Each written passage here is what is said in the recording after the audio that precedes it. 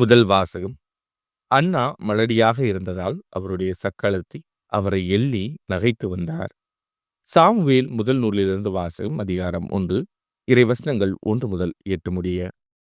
எப்ராயிம் மலைநாட்டைச் சார்ந்த ராமாத்தையும் சோப்பிமில் எல்கானா என்ற ஒருவர் இருந்தார்.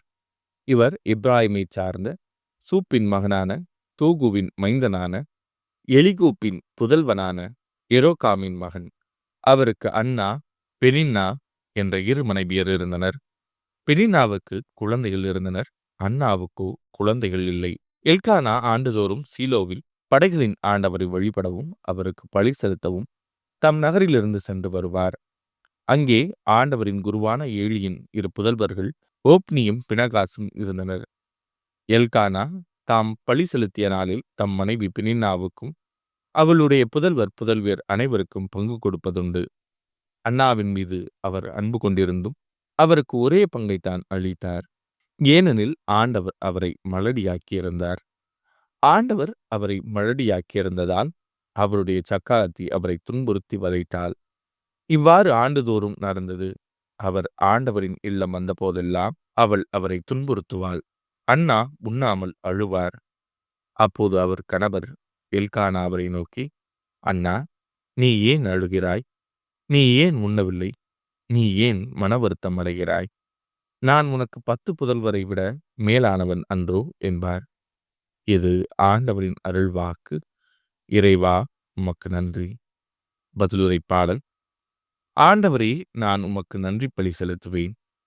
ஆண்டவர் எனக்கு செய்த எல்லா நன்மைகளுக்காகவும் நான் அவருக்கு என்ன கைமாற செய்வேன்? மீட்பின் கிண்ணத்தை கையில் எடுத்து ஆண்டவரது பெயரை தொழுவேன். ஆண்டவரே, நான் உமக்கு நன்றி பலி செலுத்துவேன். இதோ ஆண்டவரின் மக்கள் அனைவரின் முன்னிலையில் அவருக்கு என் பொருத்தனைகளை நிறைவேற்றுவேன். நான் உமக்கு நன்றி பலி செலுத்துவேன். ஆண்டவராகிய உம் பெயரை தொழுவேன். ஆண்டவரே, நான் உமக்கு நன்றி பலி செலுத்துவேன்.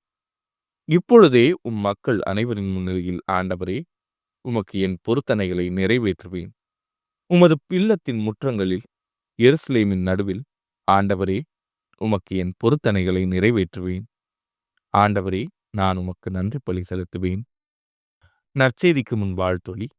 அல்லேலூயா, அல்லேலூயா, காலம் நிறைவேறிவிட்டது, இறையாட்சி நெருங்கி வந்துவிட்டது, மனம் மாறி நற்செய்தியை நம்புங்கள் என்கிறார் ஆண்டவர். அல்லேலூயா. நற்செய்தி வாசகம். மனம் மாறி நற்செய்தியை நம்புங்கள்.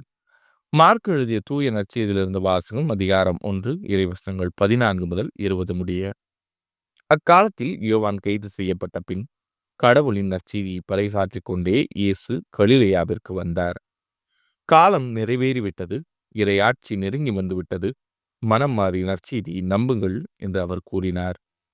அவர் கலிலேய கடலோரமாய் சென்றபோது சீமோனையும் அவர் சகோதரரான அந்திரேயாவையும் கண்டார். மீனவர்களான அவர்கள் கடலில் வலை வீசிக் கொண்டிருந்தார்கள். இயேசு அவர்களை பார்த்து, என் பின்னே வாருங்கள், நான் உங்களை மனிதரை பிடிப்பவர் ஆக்குவேன் என்றார். உடனே அவர்கள் வலைகளை விட்டுவிட்டு அவரை பின்பற்றினார்கள். பின்னர் சற்று அப்பால் சென்றபோது செபதேயுவின் மகன் யாக்கோபையும் அவர் சகோதரரான யோவானையும் இயேசு கண்டார். அவர்கள் படகில் வலைகளை பழுது பார்த்து கொண்டிருந்தார்கள். உடனே இயேசு அவர்களையும் அழைத்தார். அவர்களும் தங்கள் தந்தை செபதேயுவை கூலி ஆள்களோடு படகில் விட்டுவிட்டு அவர் பின் சென்றார்கள். இது ஆண்டவரின் அருள்வாக்கு. கிறிஸ்துவே, உமக்கு புகழ்.